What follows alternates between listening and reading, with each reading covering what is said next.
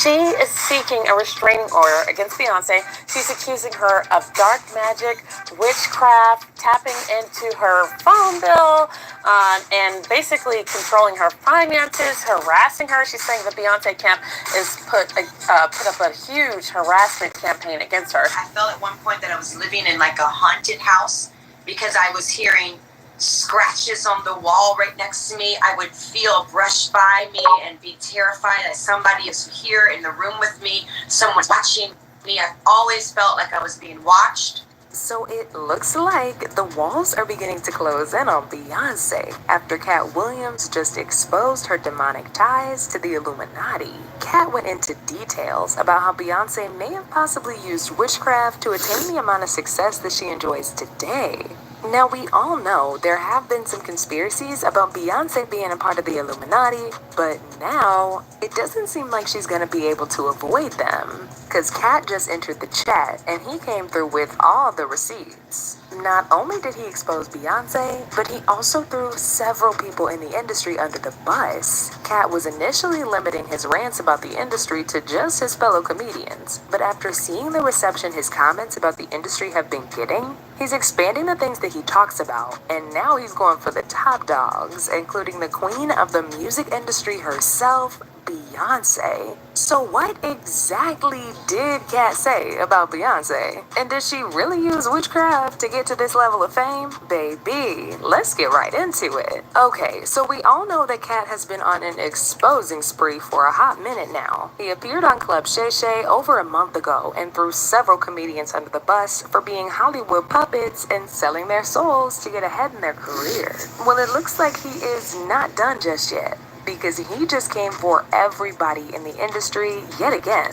And baby, this time, he didn't limit it to just comedians. He shot shots for everybody. And when I say everybody, oh, do I mean everybody. And yeah, that includes Beyoncé. Now, we cannot deny the fact that Beyoncé put in a lot of years of her life for her career to be where it is today. She was tied up in a Destiny's Child since she was a teenager and pretty much sacrificed her entire youth to make sure she was successful. She spent countless hours for her rehearsals for her stage performances, but at the same time, these are things that other people who are equally as talented have also done, and they haven't even seen a fraction of the success that Beyoncé has for herself. This started to make people speculate if there was more to her career than we can actually see.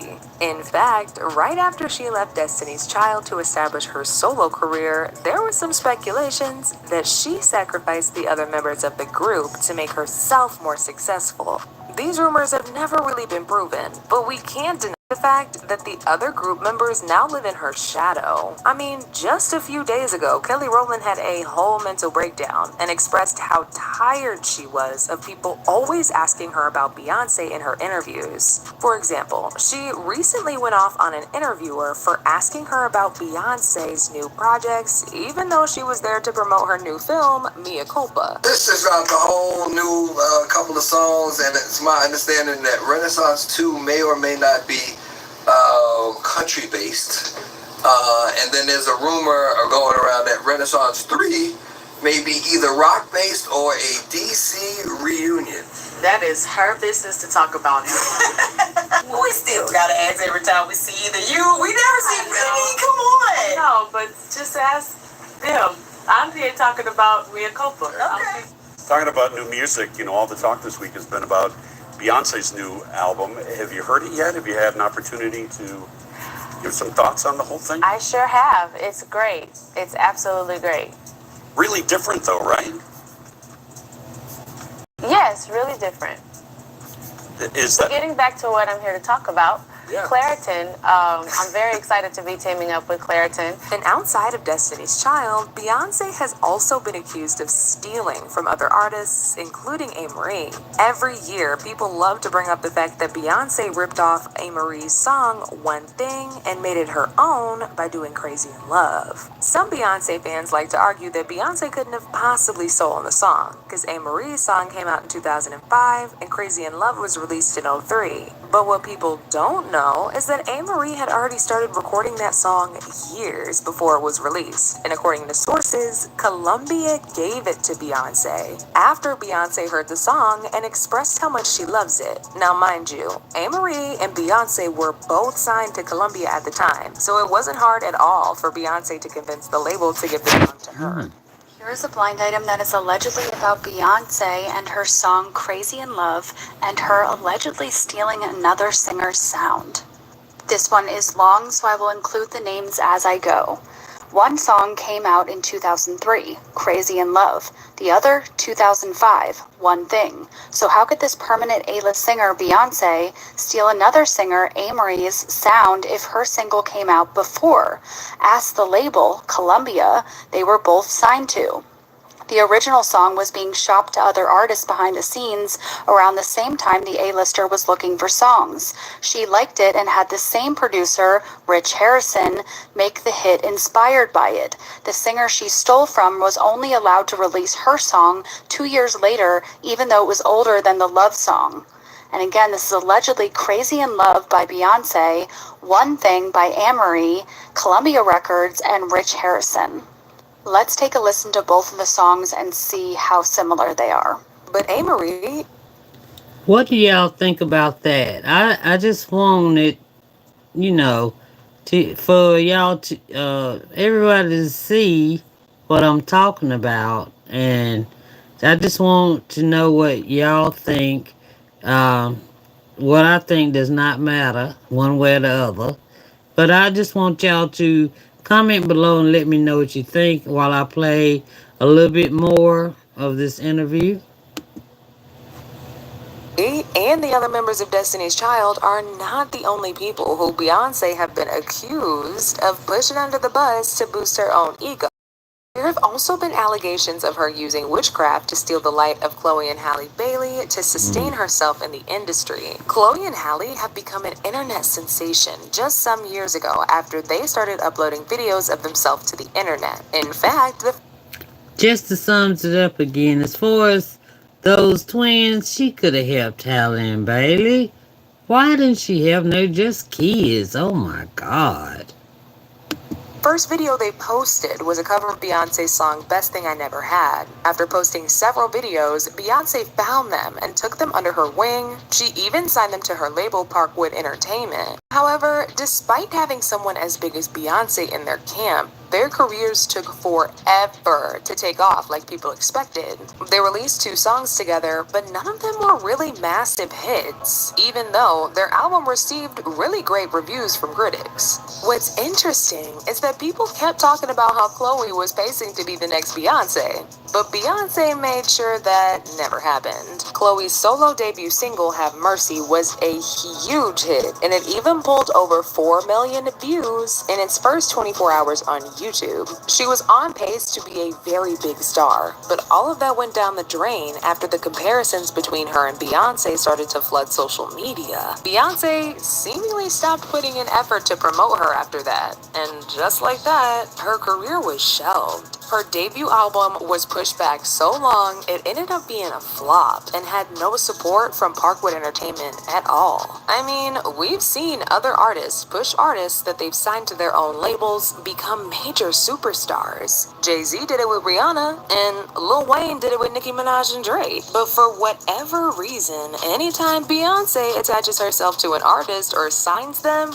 their career goes down, while she gets even bigger. And this is another part of the reason that people speculate is she's performing some kind of witchcraft to take the energy out of these artists so they got nothing left. Taking it back around, Katt Williams pretty much confirmed these allegations in an explosive sit-down interview with Kari Champion, where he said nothing in Hollywood is what it seems. Now, even though he didn't explicitly mention Beyoncé's name, some people were quick to connect the dots, and they speculated that he definitely was talking about Beyoncé, but he didn't mention her name because he didn't want his career to be buried. He revealed that everything that happens in Hollywood seems like a wild coincidence, and it's actually a strategic plan to take somebody out in order to favor somebody else. And when he said this, a whole lot of people brought up the fact that Janet Jackson's career went plummeting after her wardrobe malfunction at the Super Bowl, while Justin's career skyrocketed. Didn't see what happened. By the time they come out, people have been removed. It goes on. It's certain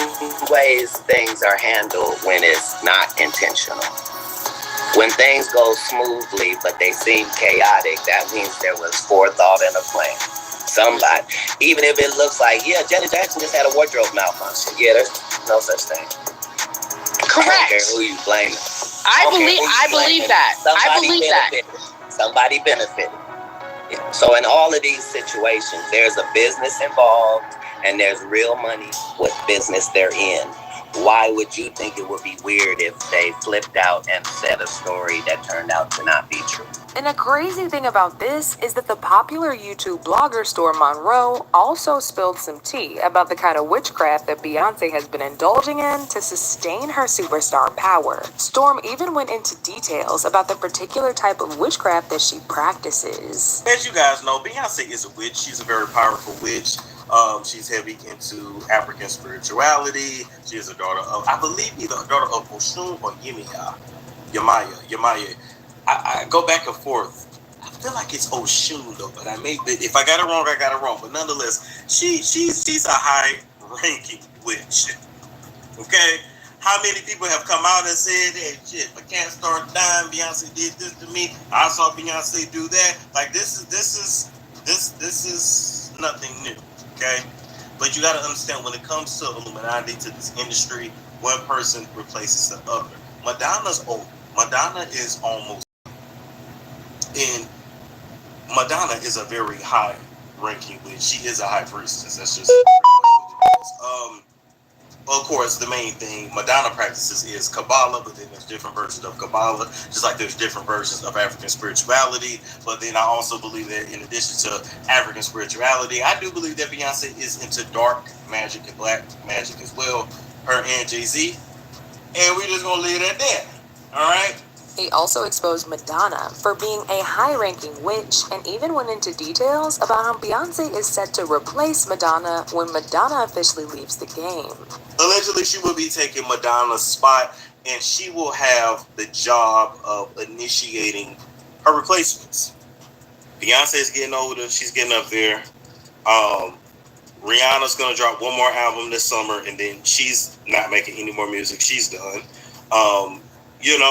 Nicki's still making music, but Nicki's not in her heyday. She's not young either. We really don't have replacements for these girls. Britney is crazy as hell. Christina Aguilera's older. We really don't have strong replacements. So Chloe and Halle, no, they were disappointments. They are not. I'm sorry, they were not what.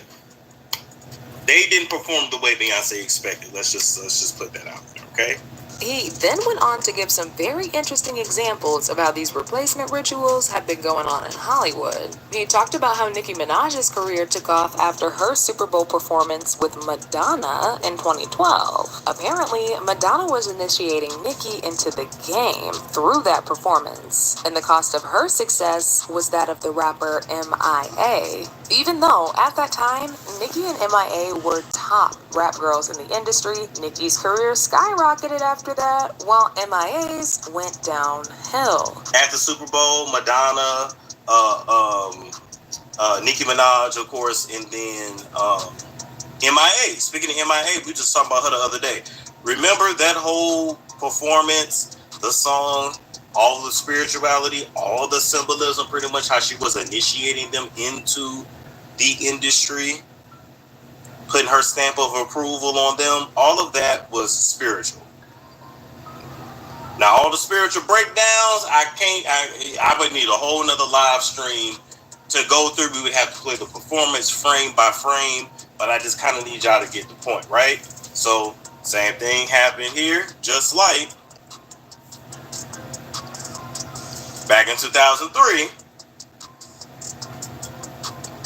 we seen what happened with, of course, Britney and Christina Aguilera. That was another initiation for those ladies. She's the main one. She's the high priestess, and she initiates the newer girls in. They had already been in the industry, but it's levels to it. Do you understand? Now, what I also find interesting is that, really look at it. It's three of them on stage. Madonna was the head bitch in charge. Then you had Britney, you had Christina Aguilera. Christina went on to do her thing, put out music, but I feel like she really didn't go crazy. Britney, I felt like, was a sacrificial lamb. Like, both ladies were successful in their own right, but let's not act like Christina didn't go on and do her thing and live her life, and Britney was in a fucking crazy house. Okay? Just like when she initiated these two, Nicki went on to fucking soar. And is a powerhouse, and anytime Nicki do anything, she shuts down the internet as well. Meanwhile, MIA was locked in the apartment in New York City for 10 years, 12 years. Oh, and let's not forget how Beyoncé's dancer, who's been performing with Beyoncé on stage for 7 years, suddenly quit her job in 2018 and accused Beyoncé of using extreme witchcraft behind the scenes and harassing her after she quit her job to make sure she never spilled the tea about what she saw. Beyonce's ex-drummer of 7 years, she is seeking a restraining order against Beyoncé. She's accusing her of dark magic, witchcraft, tapping into her phone bill, and basically controlling her finances, harassing her. She's saying the Beyoncé camp is put up a huge harassment campaign against her, and it's overall witchcraft. She sought a restraining order in the past. It got denied, and she has another one scheduled for October 11th, but the internet is just like, what? Excuse me? And, I was just at the Beyoncé concert last week in Houston. It was definitely a religious experience, but it was... And there's the fact that Beyoncé herself quite literally admitted to feeling possessed by her alter ego, Sasha Fierce. She said she calls upon Sasha every time she needs to perform because she's naturally a shy person and can't really perform without Sasha Fierce taking over her body. Right before I performed for the BET Awards, I raised my hands up, and it was the first I felt something else come into me. I knew that was going to be my coming out night at the award show. Child, it's a lot going on in Hollywood. Sure is. That Beyoncé is at the center of it all. At some point, we do need to start side-eyeing these people because everybody can't be telling the same lie. Y'all leave me some Not only does she apparently comments. steal from other artists, but she's allegedly indulging in these bizarre rituals to stay powerful. Now, as usual, people have their own thoughts about this. Like this person who said, when B says that Sasha Fierce takes over her body, the second she steps on stage, believe it. If there was ever a human soul inside that carcass, it's dead and gone now. Another person said, this shouldn't be a shock. Beyoncé herself has publicly stated she invites demonic spirits in her to give her the voice, the power, and strength to perform. She stated before that she's in her own life is shy and introverted, and she isn't strong enough to stand before many. This demonic spirit, which she says is an Egyptian goddess of power, strengthens her to be able to do this. She doesn't think it's demonic, but demons are real, and it's disguised itself as an ancient Egyptian goddess, but it's a demon. She isn't careful and can get help, then it can become her fall. Demon/the devil aren't to be taken lightly. She's bringing all this into the minds and ears of young girls all over. But now I want to... Y'all noticed that was a year ago. It's still going on just like it's today. Just like today. Everything's going, except for now, 2024, everybody's hiding their hand. They hiding it now. They trying to put things where they're supposed to be. Divorce who they need to. Speed up the products. Everything's, y'all know what's going on. Alright, everything's in the dark. It's coming to the light now. Thank you, Katt Williams. Want to know your thoughts? What do y'all think about Beyonce getting exposed for indulging in witchcraft? And do y'all think she was the one that Katt Williams was talking about in that interview? Y'all been knew what to do. Let me know your thoughts in the comment section down below. And don't forget to click here to watch this other very messy video.